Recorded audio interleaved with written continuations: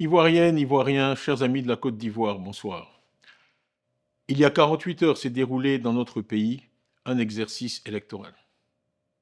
Cet exercice électoral a eu lieu dans un climat de peur et a été marqué par une faible participation, visible par et reconnue de tous.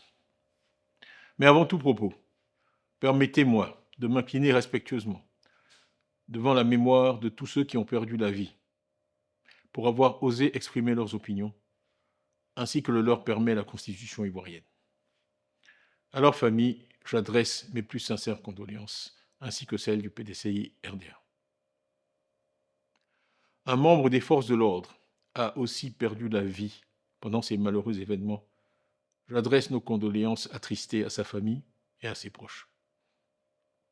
Mes pensées vont aussi à tous les blessés, à tous ceux qui ont perdu leur maison et leurs biens, et à ceux qui sont emprisonnés, certains pour s'être opposés au 4e mandat, d'autres pour avoir dit ce qu'ils pensaient, et d'autres encore sans aucune raison visible.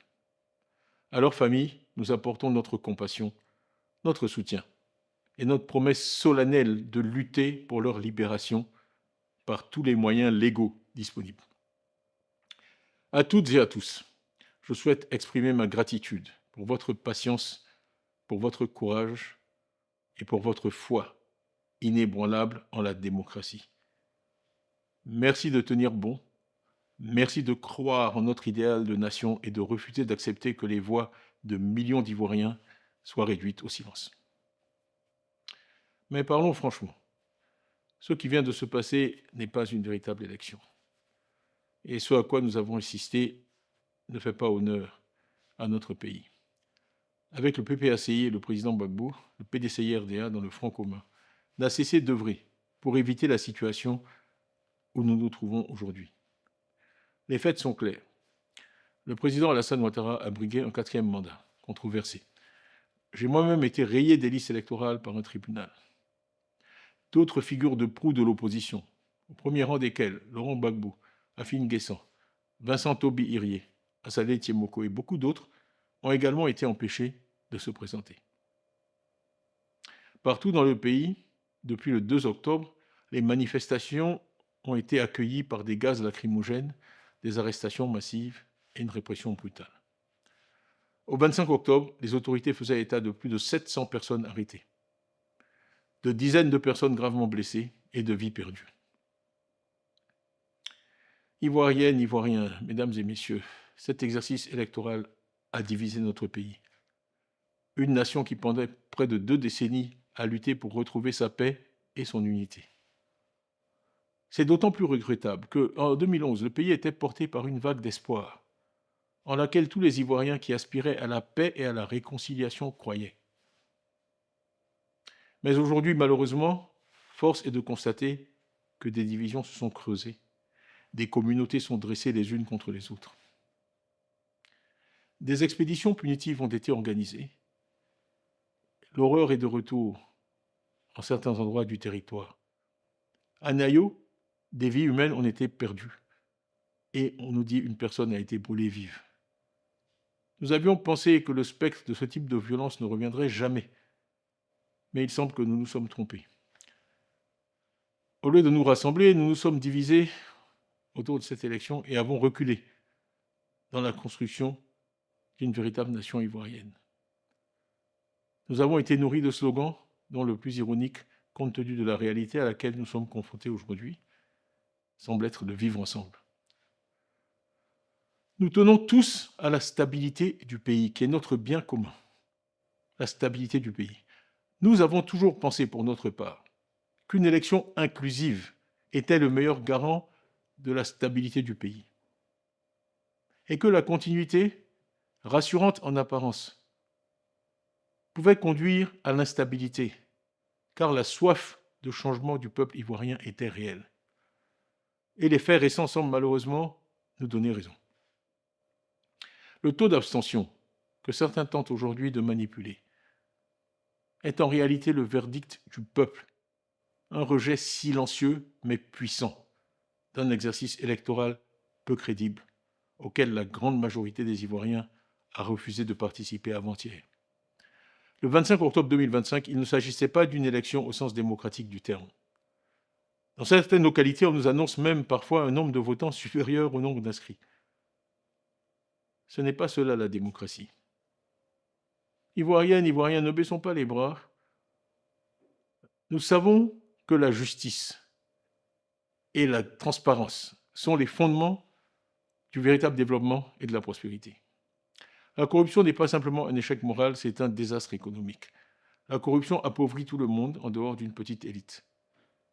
Si les milliards financés par vos impôts et parfois détournés par certains s'investissaient en Côte d'Ivoire plutôt que dans des immeubles et propriétés à l'étranger, notre pays irait mieux et l'abstention ne serait pas à des niveaux records. Des routes dans le nord et dans l'ouest, à Soubré, des centres de santé dans nos villages, des écoles de qualité pour nos enfants auraient été construits. Nous ne pouvons pas permettre que les richesses de notre nation soient détournées alors que notre peuple vit dans la misère. C'est pourquoi aujourd'hui, j'appelle toutes les forces vives de notre nation, les partis politiques, la société civile, les chefs religieux, les chefs traditionnels, les jeunes et les femmes surtout, à s'unir. Nous rejetons la violence.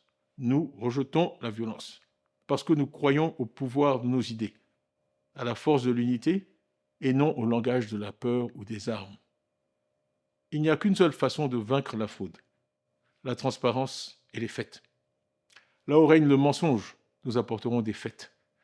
Là où règne la peur, nous apporterons de l'espoir. N'ayant pas participé à cette élection, nous ne nous interdisons pas pour autant d'agir. Pacifiquement, courageusement et tous ensemble, nous allons reconquérir notre démocratie. Depuis mon élection à la présidence du PDCI-RDA, j'ai dû affronter une série de procès et procédures.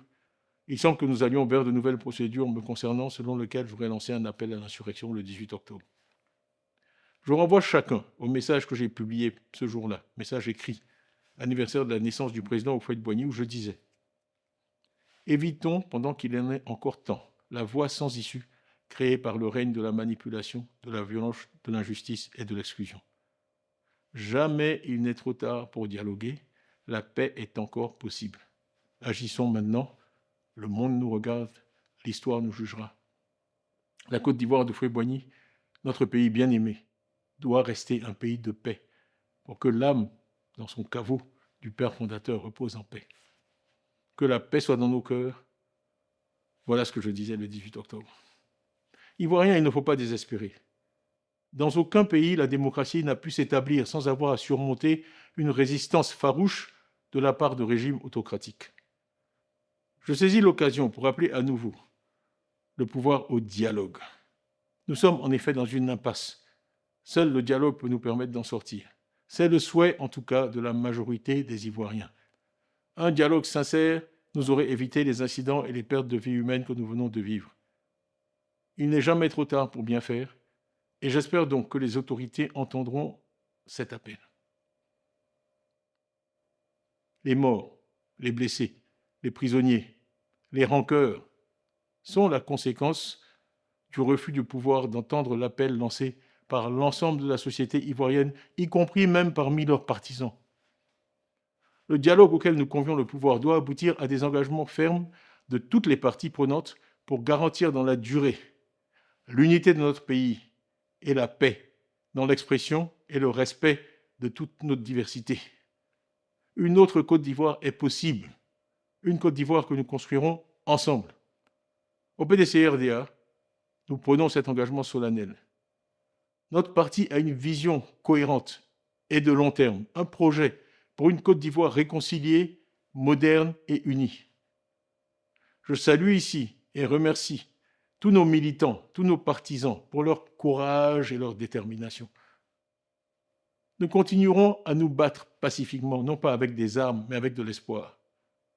Non en divisant, mais en rapprochant et en réconciliant.